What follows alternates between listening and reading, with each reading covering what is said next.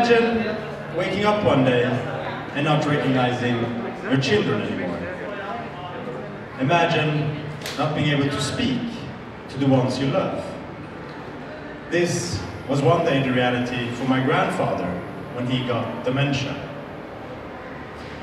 My name is Keiva Javanshiri. I'm a medical doctor, and I'm also standing here as an ambassador for the Choice Foundation, a foundation that strives to introduce prevention early on in life to increase and maintain a healthy lifestyle throughout life. I also do research on risk factors for dementia, and today I'm going to talk about risk factors for dementia and the importance of targeting mental illness and an unhealthy lifestyle in early life to prevent dementia. But first, what is dementia? Dementia is a group of brain disorders that affect our everyday lives negatively. One can see it as a tree where every branch corresponds to a specific disease. Now, dementia is extremely normal. 50 million people suffer from it today, and that is a number that is estimated to increase to 150 million in the coming 30 years. At the moment, there lives 10 million people in the United Arab Emirates, and that is the same amount that get dementia every year. That equals one person every third second. Now bear in mind that dementia is the 7th leading cause of death, and it's thus a huge problem, not only for the person affected, but also for relatives and for society and the communities. So what symptoms do you get when you get dementia? How does it affect our normal life? And how does it impair our everyday life? Well, there is a few typical symptoms. The first is problem with attention, both maintaining and having attention. The second is problem with thought and behavior, controlling your thought, controlling your behavior, having motivation to do something. Problems with memory, usually short-term memory. Problems with language, communicating. Orientation, both geographically, but also your body in the room, being able to sit down, for example.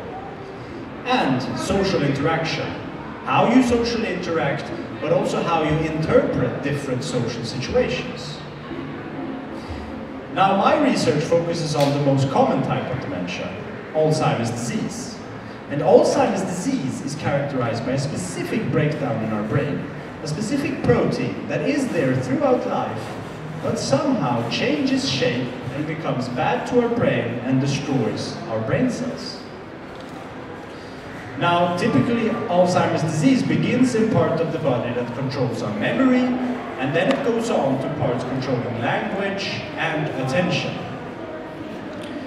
The problem with Alzheimer's disease is that we have no cure for it, and we don't know why we get the disease. And imagine if we knew and could prevent it.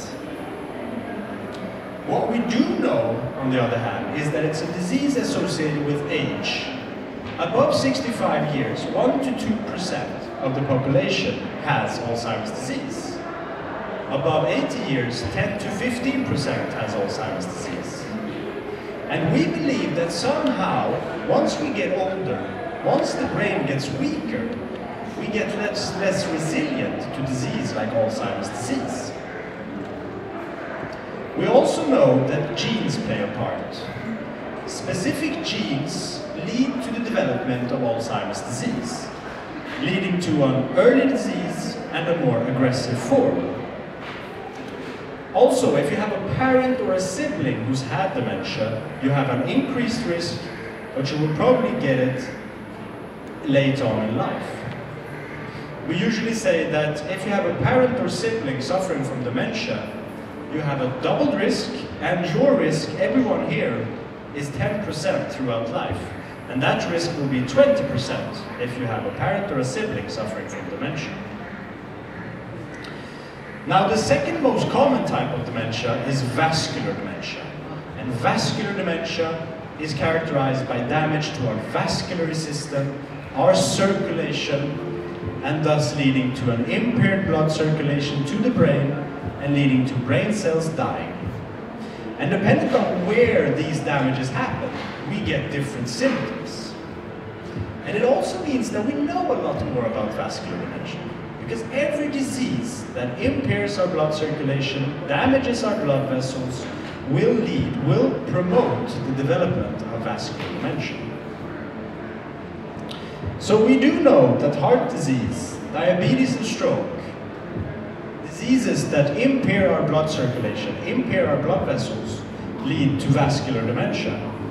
The question is, does it lead to Alzheimer's disease? And why do we think this? Well, we believe that somehow the impaired circulation of the blood to our brain promotes this specific protein seen in Alzheimer's disease and leads to the development of the disorder. And we also want to know this because we still don't know why we get Alzheimer's disease. And imagine if we knew and could prevent the disease.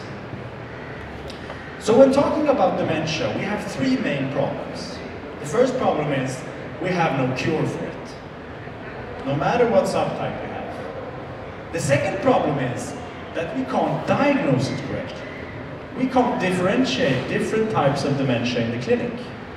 The only way you can do that with 100% accuracy is through autopsy, where you take samples from the brain and study it under the microscope. Now, research done on living people can't do this. Therefore, we need research done on people who are deceased, where we can examine their brains. And this is exactly what I do at the neuropathology department in Lund, Sweden. We investigate deceased people by taking samples from their brain and studying it under the microscope. This way, we are 100% sure that we're studying the correct diagnosis. And then we tackle the third problem when it comes to dementia. Why do we get Alzheimer's disease? And specifically, we're looking at heart disease, diabetes, and stroke. Is there an association between these common disorders and Alzheimer's disease?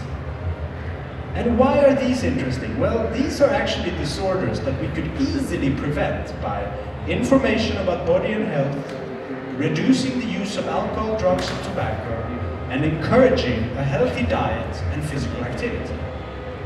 So imagine if you could prevent the risk, reduce the risk of getting Alzheimer's by exercising more and eating healthier. Our first results, our first studies, haven't shown any association between these disorders and Alzheimer's disease. We don't believe this yet, but more research needs to be done where we study people during life, investigate their brains after life, so that pure conclusions can be drawn. And in fact, these things are the pillars in prevention. This is what society and healthcare will tell you to do if you want to reduce your risk of getting disease. This is what they will tell you to do once you get heart disease, once you get diabetes, once you've had a stroke. And I believe that if we introduce these things early on in life, we will be able to prevent a lot of disorders that we see globally. In some cases, we will need medication, but medication only works when a damage has been done and when we want to hinder disease from going on, hinder death. But the problem is that medicine has negative side effects, not everyone tolerates them, and they might also impair life quality. Taking it back a step, this is a tree. It represents the different subtypes of dementia, every branch for each disease. It also represents the sad destiny for dementia. Because once we are born, once we are young, we are pure and clean seeds, ready to be shaped. We have no routine in our life, it is ready to be formed. And once we start to grow, once our first branch pops, our leaf comes out, we start to assert certain skills that will be part of our everyday life and normal life and define us as people. Those are attention, controlling our thought and behavior, memory, just like a tree remembers the different seasons of the year. We learn to communicate, just like a tree communicates with the surrounding organisms through its roots. We learn to orientate, we learn to socially interact, just like a tree interacts with flowers, bees and birds. But as we get older, as the tree gets older, it loses abilities that were once so natural to it, abilities that once defined it. It doesn't move as softly with the wind as it used to do, as its branches become stiff and they break.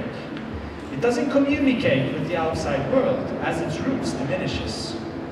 And in the end, it loses all its youth. The one thing that made us once recognize it is now lost. So dementia is the end point of life for some people. What can we do throughout life to prevent it from ending with dementia?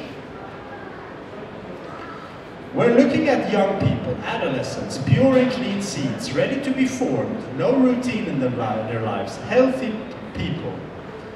At this point of life, things become complicated due to stress, trauma, social media, parents, love, whatever you name it.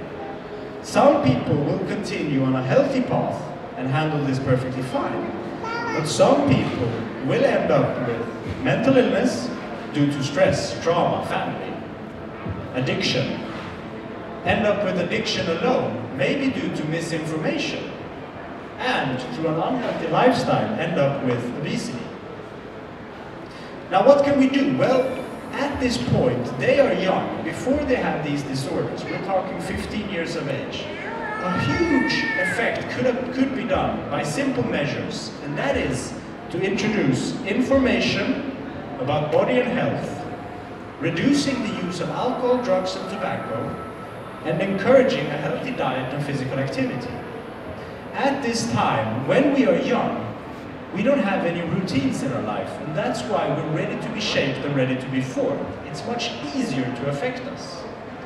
But once we reach this phase of life, once we reach mental illness, obesity, and addiction, well then society and healthcare will do what?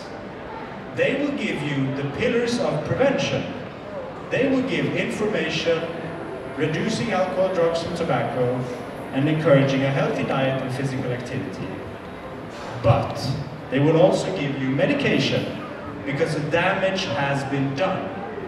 We need medication here to hinder the progress of disease, and also these simple tools that would have been more effective early on are not as effective anymore. And for some people, once they reach 20 years, once they have mentally ill, it ends with suicide. No secondary prevention was of any help for these people. I believe that if they would have received sufficient primary prevention, we could have at least hindered many of these cases. And some people are helped by secondary prevention, because we know it works. Secondary prevention works.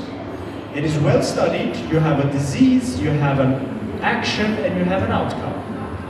Primary prevention, on the other hand, is much harder to study, but it will work the same way, probably. And once we reach this phase, some will continue on to an even worse phase. That is heart disease, diabetes, and stroke, due to an unhealthy lifestyle and the use of different substances. Also, this is promoted by mental illness.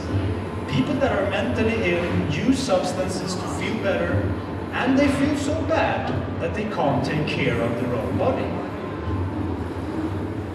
Once again, once you reach this phase, society will hit you with the pillars of prevention, information, reducing the use of drugs, alcohol, and tobacco, encouraging a healthy diet and physical activity.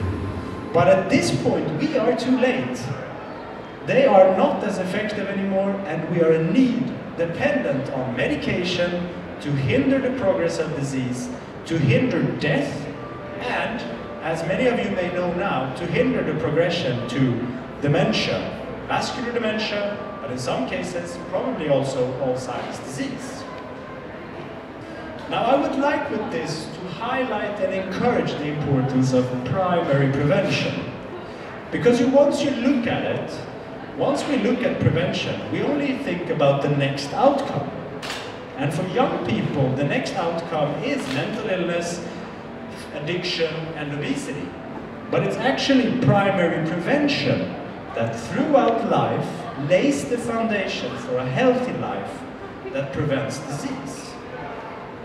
If we start with prevention once we have heart disease, well, we missed so many opportunities of preventing disease. And that's the future of medicine, knowing who has a high risk, who will prevent disease, and hinder it before we have any symptoms. Now, I've been talking for 20 minutes now, and during this time, 400 people have been diagnosed with dementia. The future of medicine is to prevent disease. Primary prevention is the easy future of medicine. It's such an easy tool to introduce and acknowledge. Primary prevention can be used to prevent heart disease, diabetes and stroke, and in the long run, dementia. This is how we prevent disease, and this is how we maintain a healthy lifestyle throughout life. Thank you.